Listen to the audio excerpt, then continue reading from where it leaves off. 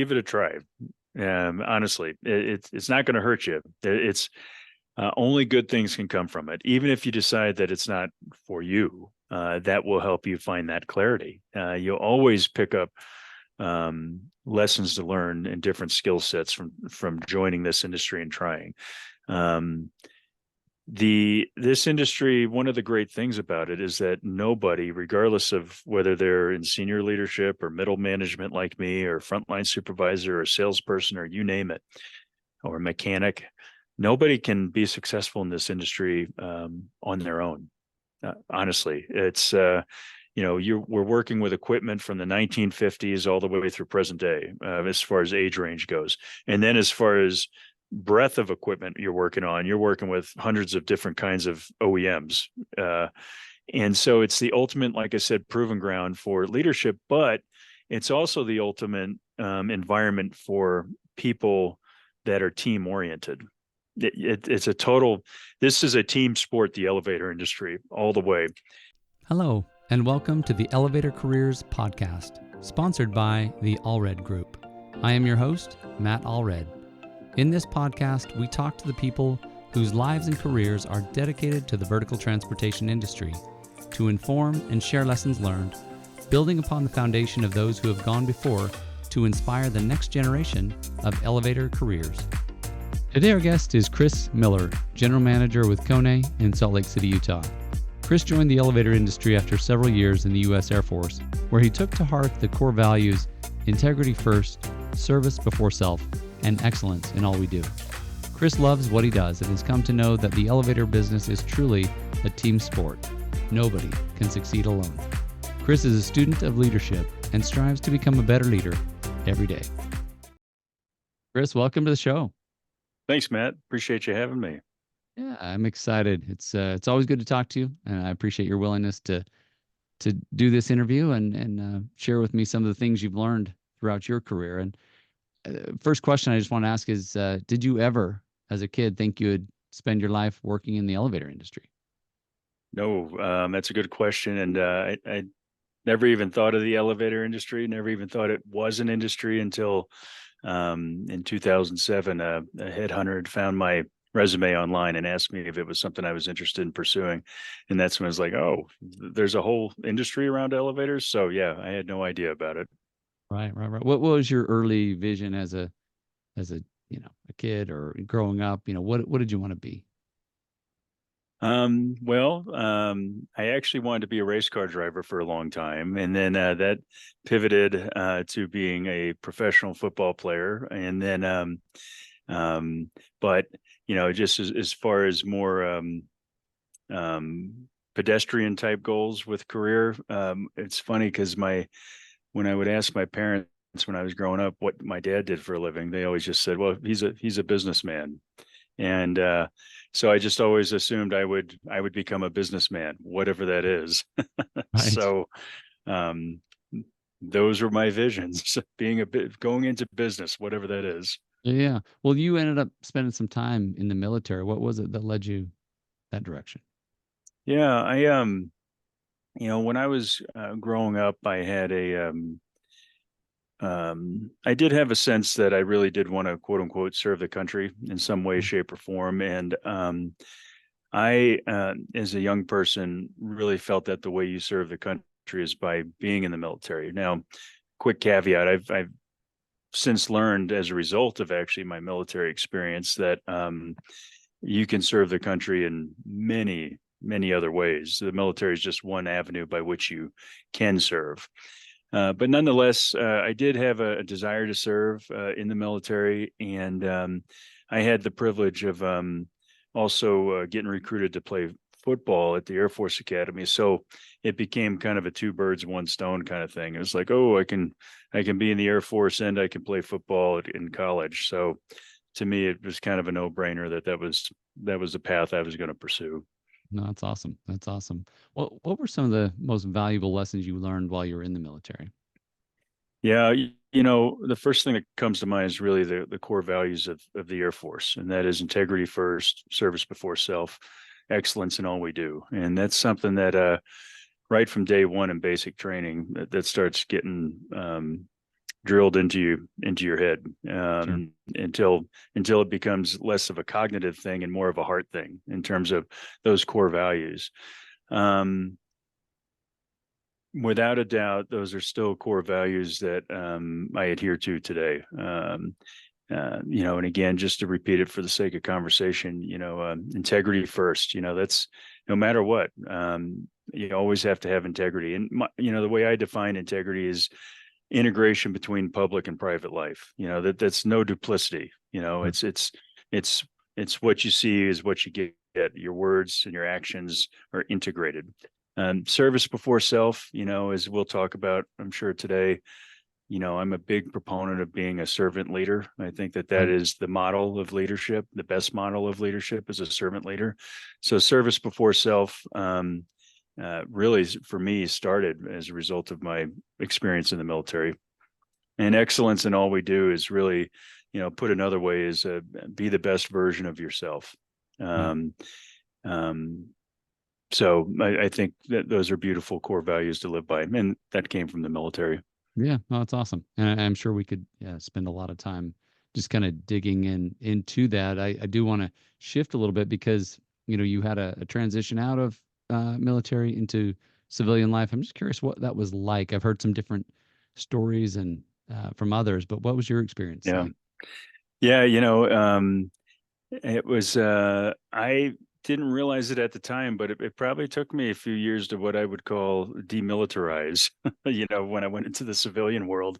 Um, Looking back on it, because I got out of the military in '06, so I was active duty from 98 to '06. And I think I was probably fairly rigid when I first got into the civilian world.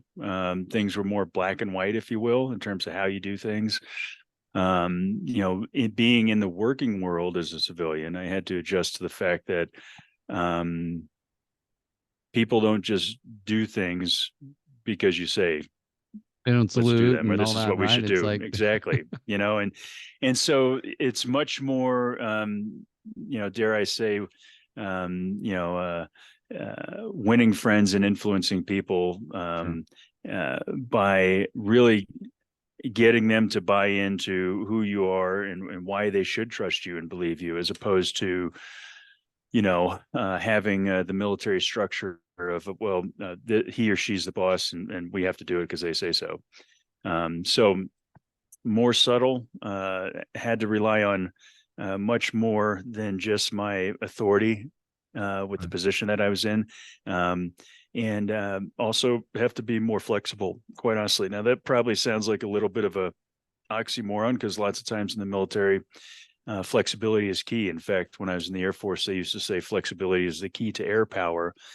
And there's a lot of truth to those things. However, in the civilian world, you just there's a lot more. Um, uh, well, I should say there's a lot less structure, and therefore there's a much greater importance on being able to influence uh, people, not just because of the position that you hold. Right, right. Yeah, and I guess what's coming to mind is, just that influence seems to be more individual. You can't just say to 100 people, "Okay, march after me," and expect all 100. So you have to essentially work or exert yourself to kind of one by one get to know the people and say, "Okay, here's where we're going," right?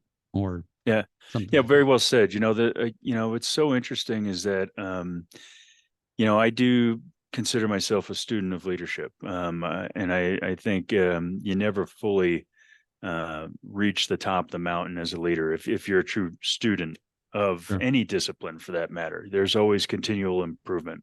It's a labor of love, if you will. It's an art. Yeah. Um, yes, you could say there's a science aspect of leading, right? But the implementation of leadership is art, right? Making it your own, having it fit and be um, authentically yours, the principles of leadership, having them fit within your personality and how you choose to apply them. And so my own leadership style, I would say, in some ways has adapted and morphed a lot from when I was in the military to where I'm at now in the civilian world in the elevator industry. but the core principles have remained the same. Like what we started out with those three core values, and then, but the chain of command, the way information flows, the need to set expectations, hold people accountable, uh, follow through, communicate, both with your internal customers and external. And so that's the dichotomy, if you will, that the implementation must be flexible and adapt to the Right. situations you're in, but the core principles kind of remain the same. And so, just to be more specific to your comments, Matt, it's kind of like when you lead people, you have to hold everyone accountable. You have to hold a consistent standard, if you will, and that, hey, if this is the behavior, this will be the result, be it a positive consequence or a negative consequence, because one thing that kills morale quicker than anything else in an organization is if people feel that certain folks are getting unfair Sure. favoritism, or other folks aren't being held accountable. But that doesn't mean you treat everybody the same, right? And so, how I motivate maybe one of my superintendents versus that has one type of personality versus how I need to speak to or address or motivate, let's say, another salesperson with a whole totally different kind of personality. I need to adjust my style to effectively communicate Right. each person based on how they're motivated, while also maintaining the consistency of equal accountability across the board. Yeah. And that's the art aspect of it, Yeah. if No, you I will. love that. I love that. It definitely, it makes it more personal, right? To address each person in a way that you can connect with them, build the trust, and then, hopefully they have a desire to, come along. Yeah, yeah. I mean, well said. It's every single person, as we know, is different. We're not all Sure. the same, and therefore, a one size fits all approach, if you're a leader, is never going to be the most effective approach. You have to know your audience, right? Yeah. That's like communication 101 right there, is Yeah. Yeah. who's your audience. Leadership is so much about communication. So knowing your audience, right? Absolutely. Absolutely. You shared with me a story about working in a labor union and, as I recall, it's aerospace out after the military. What was, share that with me and what you learned from Yeah. kind of that experience. Yeah, that was kind of a transition job for me, because I it was my first civilian job post military. So this was in the 2006 timeframe, and I was running baggage handlers at a major airport, and that happened to be organized labor, the workforce that I was running. And keep in mind, this is back when I was in just beginning the process of being, air quotes here, demilitarized. I was very much in the military mindset still, even though I Sure. was a civilian then. And I remember going to a particular gate at this airport where the baggage handling crew, one of the baggage handling crews was that I was running for that shift. And I introduced myself as their supervisor for the evening. And they proceeded to say, why the F do we care? And I thought to myself, well, I am not in the military anymore, am I? There was no saluting, no calling me sir. And so that was, quite honestly, there were a few good lessons that came out of that 1 year stint, that transition stint, before I eventually found my way into the elevator industry. And that is, um, one, I'm not anti-union, but there has to be a balance of power, if you will, Sure. between the company side and the union side. Right. There has to be balance, and it can't be, if it's a seesaw, if it's tipped too much one way or the other, then that doesn't make for fair balance and negotiating in good faith, if you will. Right. And it doesn't build trust, right? But the other thing, the other problem that I discovered through that experience was that there has to be a balance between, or rather, there has to be equal authority that's commensurate with the responsibility level. So I was a superintendent in that role, Right. and the superintendents, my peer superintendents who were working with me at that location for that company, we had all of the responsibility, but we didn't have the authority that matched that responsibility. And so you felt kind of like a sitting duck or a sacrificial Was it lamb. was it the company just not supporting you, or what did that look like in as you saw it? That was from a lack of support from our leadership up the chain from us, Hmm. Hmm. and because of leaders above the immediate superintendents, higher up, operations manager level folks, because of their lack of courage. Because when you're in leadership, you're going to have incongruity. You're going to have courageous conversations. You're going to have to Right. hold folks accountable, and that doesn't mean you have to have ugly conflict, but it means that as a part of human nature, there will be conflict. And in my opinion, because those folks weren't willing to have any conflict whatsoever, it had created this imbalance where the union had all the power. The superintendents didn't have anything. We knew that if anything we did, anytime we would try to hold someone accountable who was a union member, it would eventually be overturned through the multiple levels of the grievance process. Wow. And Yeah. so that's why I say there has to be authority commensurate with responsibility level. And that begins with your higher ups supporting you as a Yeah. frontline person. Yeah. Yeah. Yeah. I like the way you say that. And to me, what I'm seeing in my mind is just, a leader has to be able, like you say, to live with that incongruity and kind of bridge that gap, to kind of stand in that space between, hey, this is incongruous, and yet being able to kind of deal justly with all sides. And Mhm.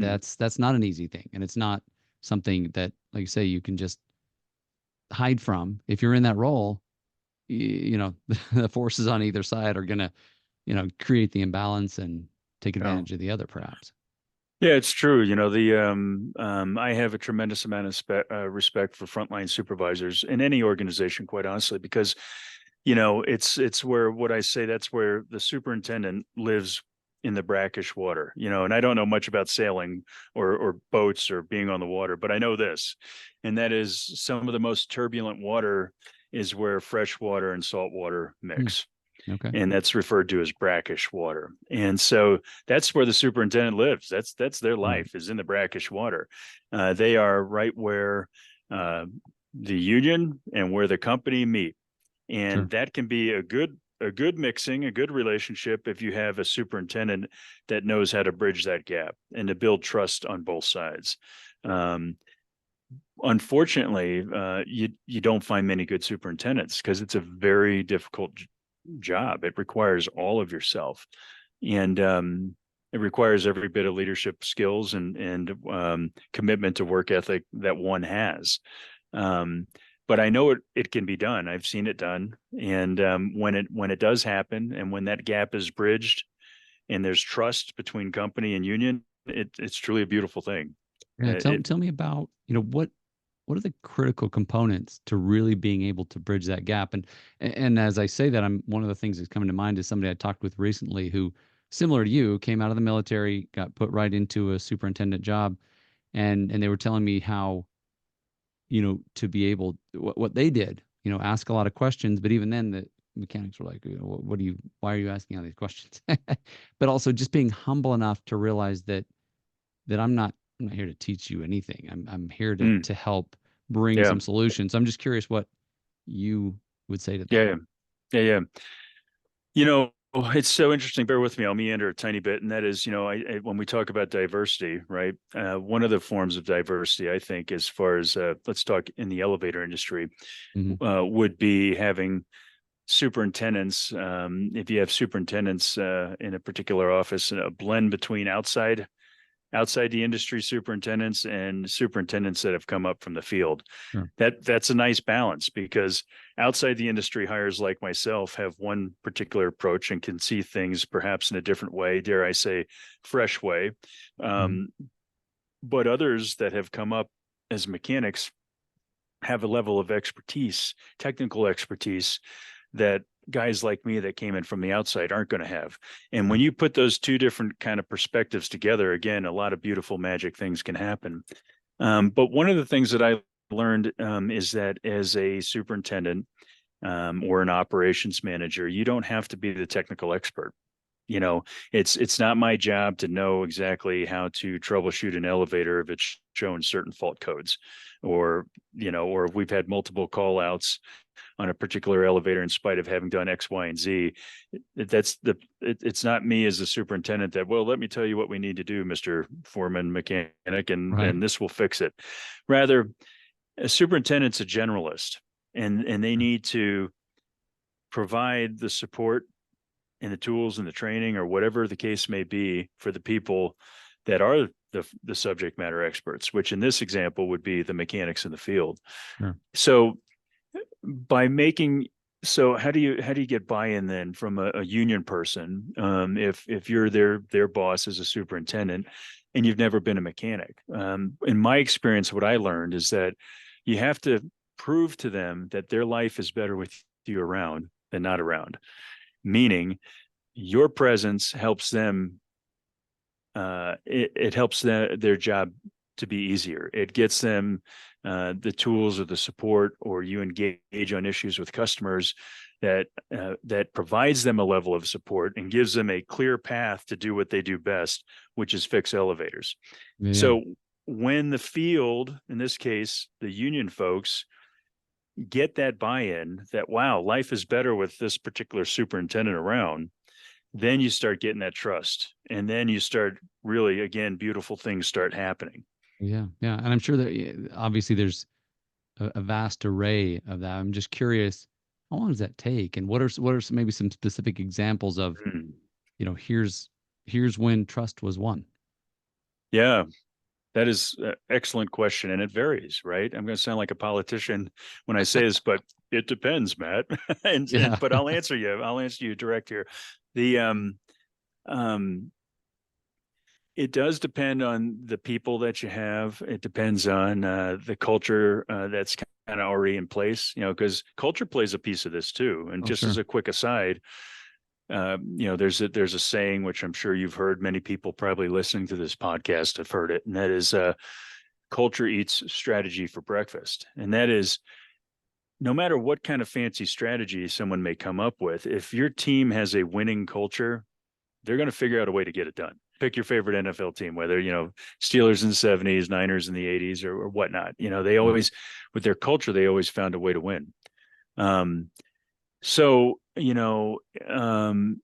what I have found in my experience as a superintendent, it's usually a year, but that's Okay. not a hard and Yeah. fast rule. Sure.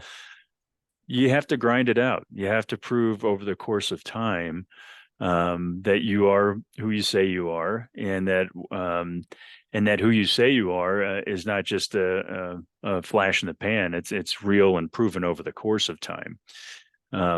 Which in my experience is difficult in itself because, looking back on some of my experiences coming out of college, I was an HR guy for a while, and I was like, I was kind of a jerk. mm, I didn't have a good, I don't think a good self concept, of who I was, and maybe I thought I had a little more power than than they were willing to give me. But there are some things that I regret. So maybe for me, it would have been a few extra years to kind of say, okay, dude, you know, mm. maybe now we can trust you. But Yeah, but I'm just curious if, yeah, there's one reason with superintendents in particular, it takes a while to build trust, is because they turn over so quickly. sure, And so a lot of times the field guys are like, well, who's this latest guy or girl, and right, we'll see how long they last. right, And so again, it's not for the faint of heart. But I'll give you a real example, and I don't mean this to toot my horn, but it's something I'm grateful for. It was a team effort, and but there was a job in a major city, and I had come in as the service manager in this downtown office. We had 18 folks that I was running in the field, and the previous folks had been a revolving door, and it was an extremely strong, crusty union environment, very anti-company, and the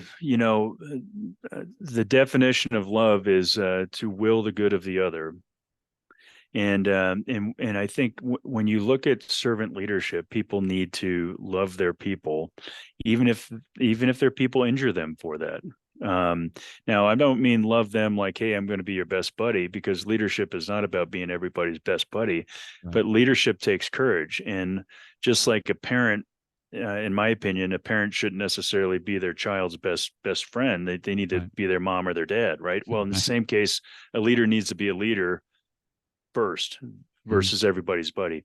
But in this particular case, the example I'm referencing, it took every bit of a year before these very hardened IUEC gentlemen finally started warming up to me. And when they did warm up to me, the level of loyalty that I had from them is unparalleled to any level of loyalty I've ever had by any other Wow. group in the entirety of my career.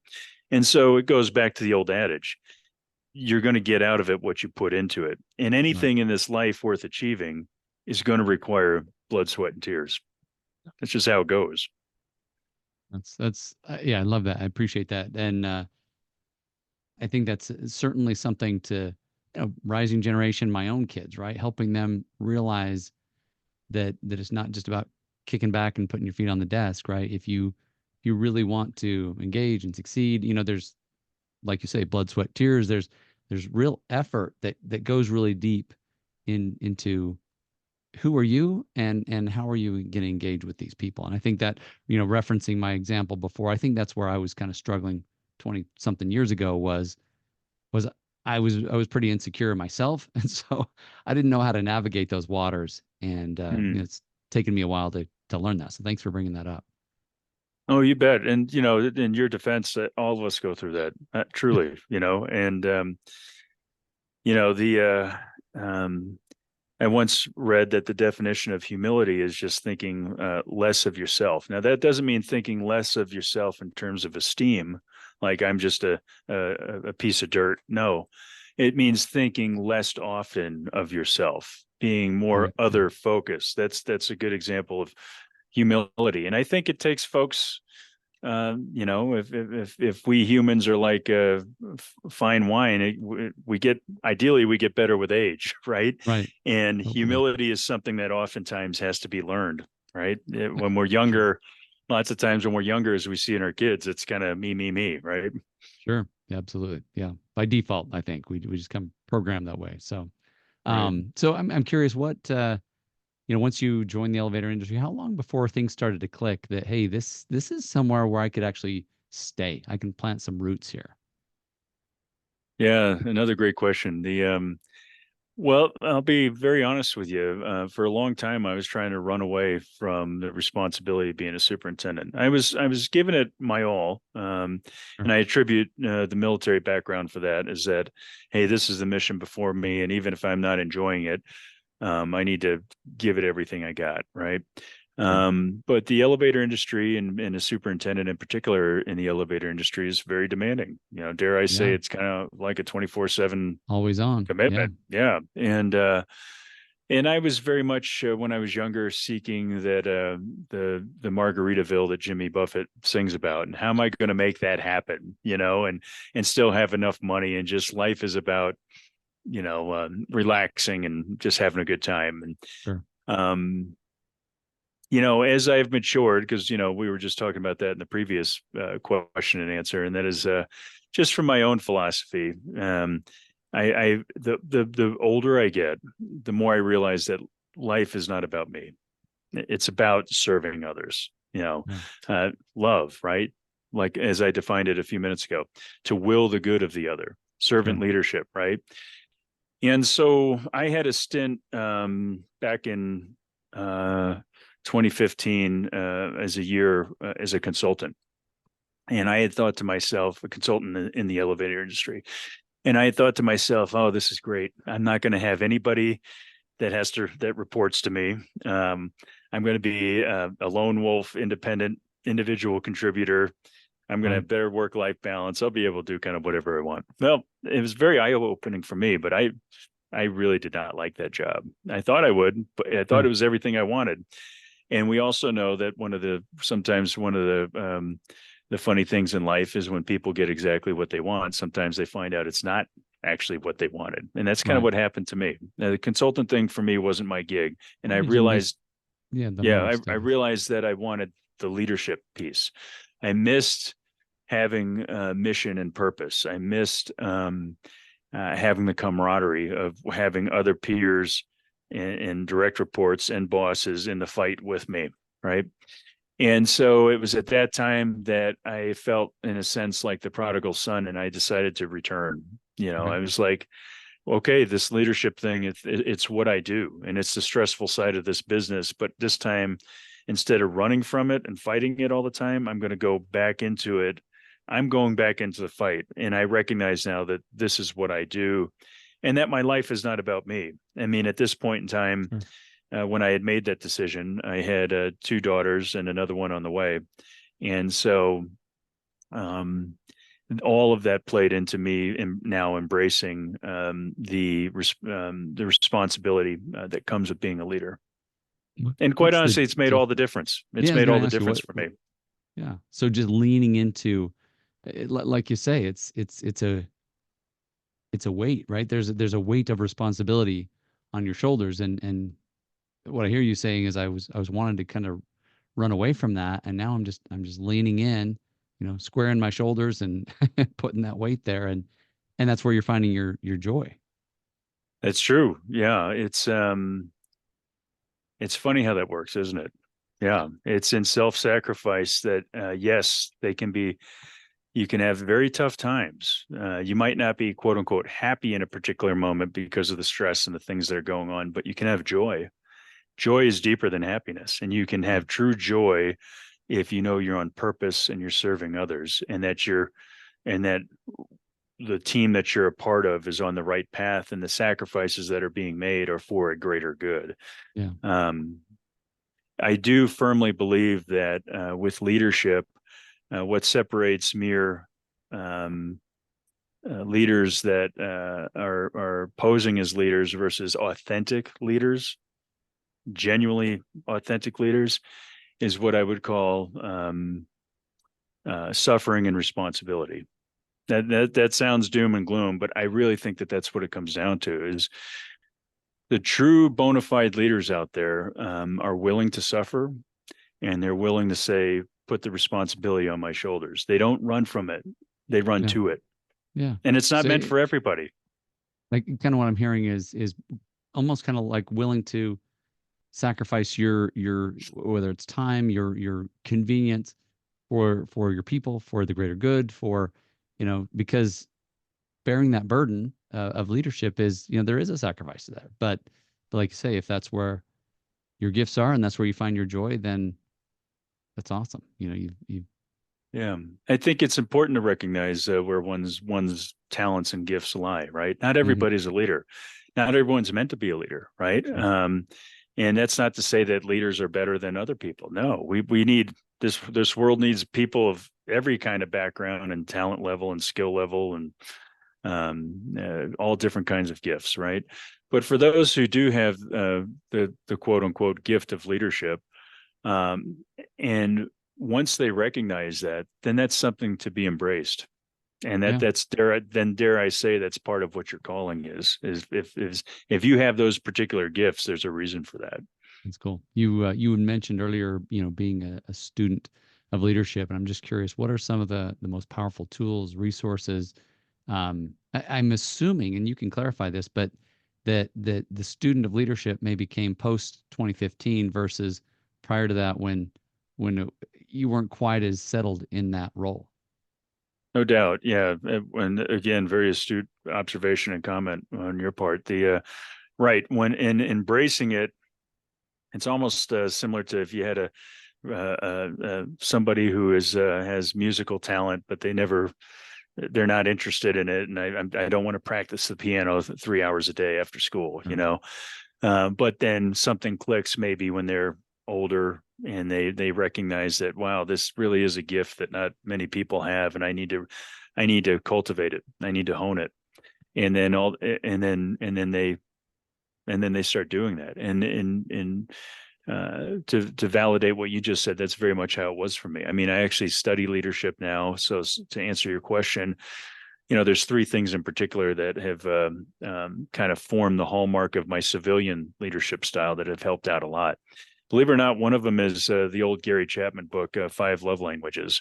I highly recommend that because It's not just about romantic relationships. It's about relationships as a whole. Does somebody, are words of affirmation someone's love language? I can tell you, for me, if somebody says thank you to me, I'm willing to run through a burning brick wall for them. That's a love language for me. Wow. Other people may be like my mother. Her love language is gift giving. That is how she shows her love, is by giving people gifts. Even if it's going to make her go bankrupt, she's getting gifts for you to show you she loves you. So Five Love Languages, one book I highly recommend. Another one is Patrick Lencioni's Five Dysfunctions of a Team. And it basically talks about how trust is the most important aspect of any team that's going to be world class. You have to have trust as its foundation. And he's not talking about predictive trust. He's talking about, predictive trust, meaning I know Matt Allred's going to ask another question of me. I can predict that's going to happen. Right. But the trust that that Patrick Lencioni's talking about is trust that I can be real on this team. I can actually have a different opinion than my boss, and I don't have to worry about sharing that different opinion with my boss. I don't have to worry that he's going to fire me as a result of that. So that's a great book and great principle. I highly recommend to everyone. And then the third thing is the DISC model, DISC, and that talks about people's 4 different personality types. Some people under the I portion of the DISC model are congruent. They're very affable. They get along with everybody. They want people. They want. It's very important to them that people like them. Other people, like with D, are very direct, and it's kind of like, hey, you're talking too much. Get to the point. I want it. What's your point here? And so in leadership, what we were talking about earlier is know your audience, right? All of that helps me to know my audience. Am I talking to a D? Well, then I'm not going to ask them how their day was. I'm just going to go straight to what we got to talk about. Let's get to business. Or am I talking to somebody that's an S on that model? That means they love data. So I'm not going to give them my opinion. I'm going to show them data, because data to them is all that matters. Right. These are all good things to keep in mind with, leadership, if you will. Yeah. Yeah. So, and obviously we've talked a lot about leadership. I'm curious, what would you, if you boiled it down, what's the essence? What's at the core of good leadership? Caring about others. What I said before about love, it's servant leadership. It's about genuinely caring about those you've been charged with leading, to whom much has been given, much is expected, right? And leadership is, it's a humbling honor, and it's a lot of responsibility, and much is expected of it. Yeah. And so you have to care, and you have to genuinely, and I use this word, love your people, will the good of the other, even if they injure you for it. You need to be strong enough as a leader and courageous enough as a leader to deal with that, because it's not for the faint of heart. Right. Well, and people can tell if you care or don't care, right? And that's what you're going to get back is, it's even though it's it's maybe easy to think that you can hide it, you can't, right? They're going to know. I agree, and I think that ties in, Matt, to what we were saying before, about when I was saying it takes roughly a year to earn people's trust. That's because over the course of a year, you can really see the consistency of somebody's motives in their character. Really, it's very easy for people to be turning on the charm and a certain way, maybe for a short period of time, right? And so that it's over the course of time that people begin to see that, what, I might not like this leader in terms of he might not be the person I want to hang out with all the time, but I respect him and I recognize that he or she is a good leader. Like is not necessarily synonymous with whether someone's a good leader or not. I've liked plenty of people that haven't been great leaders. There's been other people that, quite honestly, have been maybe I haven't liked as much, but boy, did I have a tremendous amount of respect for them as leaders, and boy, were they effective as leaders. And that doesn't mean they didn't care for me. They cared for me greatly, but leadership, like I said, shouldn't necessarily be a popularity contest, because whether someone likes you or not, feelings are so fleeting, right? Yeah. Feelings come and go just like the clouds pass over the sky. But so over the course of time, you can build that trust, and then people can begin to see, uh, if you're truly who you say you are as a Yeah. leader and have their best interest in mind. Right. Yeah. If they learn to trust you, then they can put their whole heart into it, knowing that, you're not just going to be capricious or, because until they feel that safety is what I would interpret it, then they don't feel like they can give what they've got to give.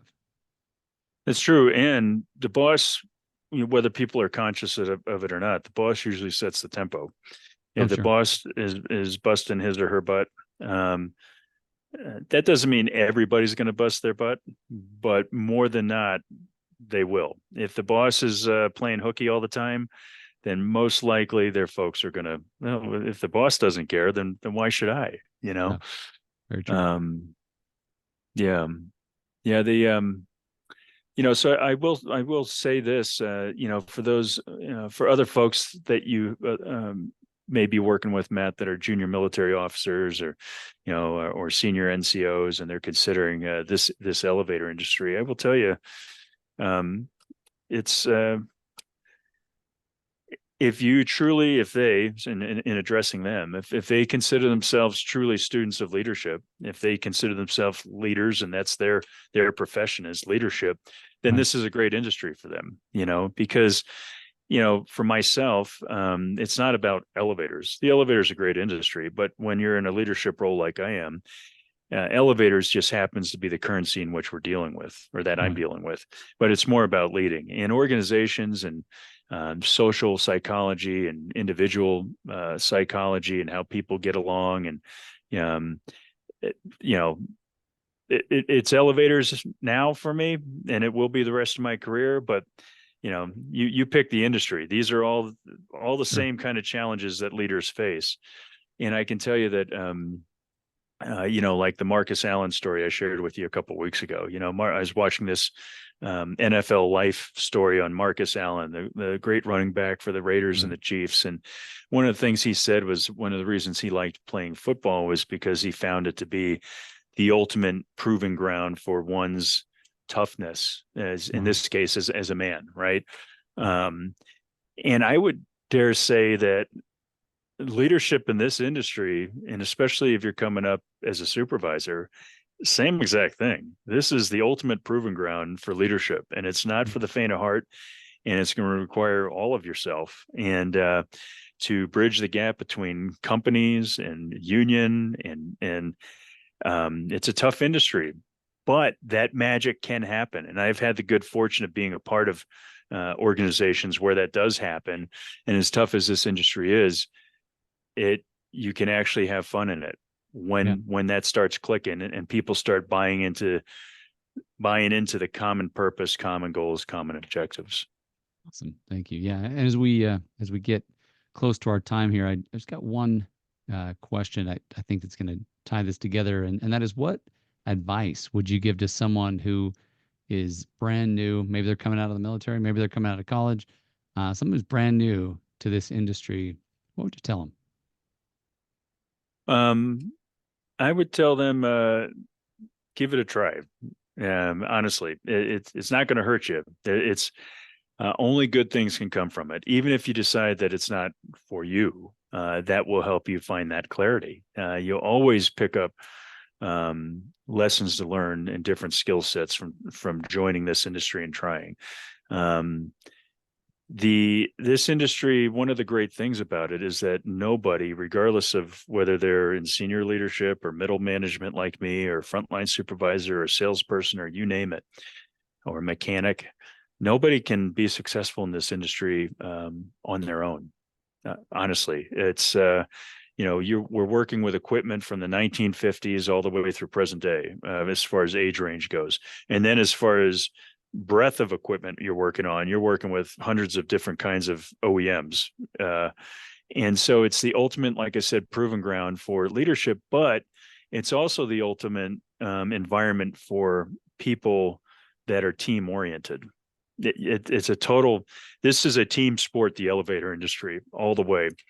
And so, um, that would be my advice is to give it a try and progress through motion. Even if you don't know what you want to be when you grow up, the way you get closer to finding what you want to be when you grow up is through progress. It's not by sitting in a room and just saying, I'm going to do nothing till I figure out what I want to do. No, it's by doing something that you're going to figure out what you ultimately want to do.